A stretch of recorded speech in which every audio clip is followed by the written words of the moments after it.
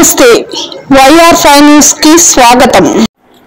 నిన్నటిదాకా నేను కర్నూలులో కుటుంబాన్ని ఉన్నానని ఈరోజు ఆదోనికి షిఫ్ట్ అయ్యి నేను కూడా ఈరోజు ఆదోని వాసిగా ఉంటాను. భవిష్యత్తులో కూడా ఆదోనిలో ఉండి మీలో ఒకటిగా ప్రయాణం చేయబోతా ఉన్నాను.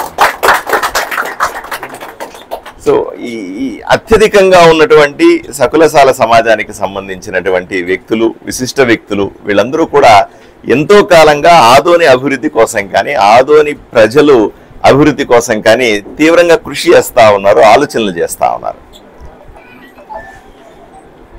ఇక్కడ అత్యధికంగా ఉన్నటువంటి సకులసాల సమాజాన్ని చూసుకోవాల్సిన బాధ్యత ఈ పెద్దల అందరి మీద కూడా ఉంది. వాళ్ళ కష్ట నష్టాలు కానీ, వాళ్ళ సంక్షేమం కానీ, వాళ్ళ అవసరాలు కానీ, వాళ్ళ ఇబ్బందులు కానీ, వాళ్ళని మరింత ముందుకు తీసుకెళ్లాల్సినటువంటి మార్గదర్శకం కానీ, ఇవన్నీ కూడా చూడాల్సిన బాధ్యత మారుతిరావు గారు కానీ, పెద్దలు కానీ, యువకులందరి మీద పెద్దగా ఉంది. వీళ్లకు చేదోడు వాదోడుగా నేను కూడా ఇక్కడ ఎమ్మెల్యేగా నిలబడతా ఉన్నాను, ఎమ్మెల్యేగా గెలవబోతా ఉన్నాను. ఎమ్మెల్యే గెలిచే సందర్భంలో తప్పనిసరిగా వీళ్ళ కష్ట నష్టాలని వీళ్ళతో కలిసి ప్రయాణం నేను ఈ ఊర్లో వాసిని కాబట్టి నేను పుట్టుకతో వాల్మీకి అయినప్పటికీ కూడా ఈరోజు సకులసాల సమాజంతో కలిసి ప్రయాణం చేయాల్సిన అవసరం ఉంది. మీలో ఒకటిగా, మీలో కుటుంబ సభ్యుడిగా మీ కష్ట నష్టాలతో పాలు పంచుకుని మీతో పాటు ప్రయాణం చేసే అవకాశాన్ని ఇవ్వాల్సిందిగా మిమ్మల్ని అందరినీ కూడా వేడుకుంటా ఉన్నాను.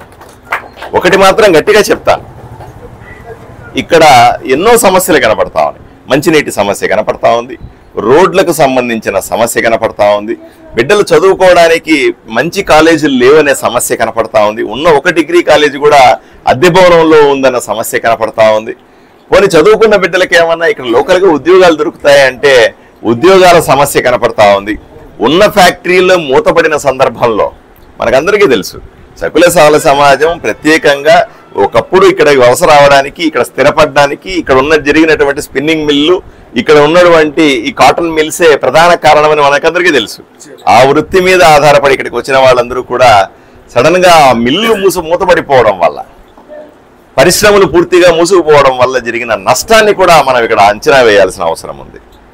నిజంగానే ఎవరో బిడ్డలు ఇక్కడ చదువుకుంటేనో లేకపోతే వృత్తి నైపుణ్యం వస్తేనో మన కళ్ళ ముందు పోయి ఉద్యోగానికి వచ్చి మళ్ళీ ఇంటికి వస్తాడన్న సందర్భంలో కాకుండా ఎక్కడో హైదరాబాద్ పోవాలా, బెంగళూరు పోవాలా, అహ్మదాబాద్ పోవాలా అనే పరిస్థితి ఈరోజు నెలకొంది. కారణం ఇక్కడ అభివృద్ధి లేకపోవడమే.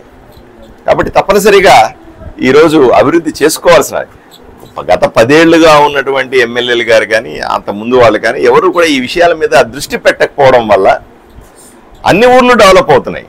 నేను ఈ ఆదోన్లో అడిగితే వారానికి ఒకసారి నీళ్లు వస్తాయంటున్నారు.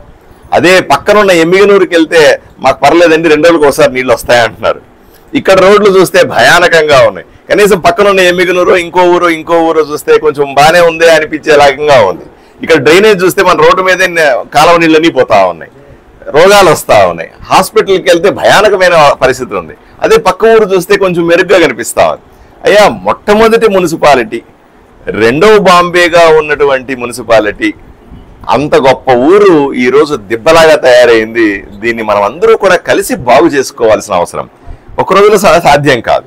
నేను ఒకటే సకులసాల సమాజానికి కానీ లేదా పెద్దలకు కానీ అందరికీ కూడా, యువకులకి అందరికీ కూడా నేను హామీ ఇస్తా ఉన్నాను. అయ్యా, డెఫినెట్గా నేను ఎమ్మెల్యే అయిన వెంటనే ఈ సమాజంలో ఉన్న సమస్యల పట్ల, ఇక్కడ ఉన్నటువంటి ఇబ్బందుల పట్ల ప్రత్యేకంగా దృష్టి సారిస్తాను. దాంతోపాటుగా అంతేకాదు, ఇక్కడ ఈ ఊరిని బాగు చేయడంలో మీ పాత్ర చాలా కీలకమైనది.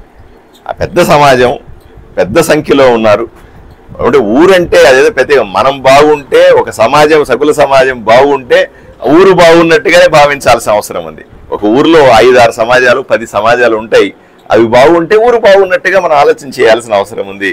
ఈ ఊరిని బాగు చేసుకోవడంలో మీరు కీలక పాత్ర పోషించాలని, అవసరమైతే రాష్ట్ర ప్రభుత్వం దగ్గర నిధులు లేవు అవి ఇవి అంటే, ఇప్పుడు ఏమన్నా అంటే ఊరు బాగు చేయలేదంటే డబ్బులు లేవండి అంటున్నారు. ఏమి ఇబ్బంది లేదు.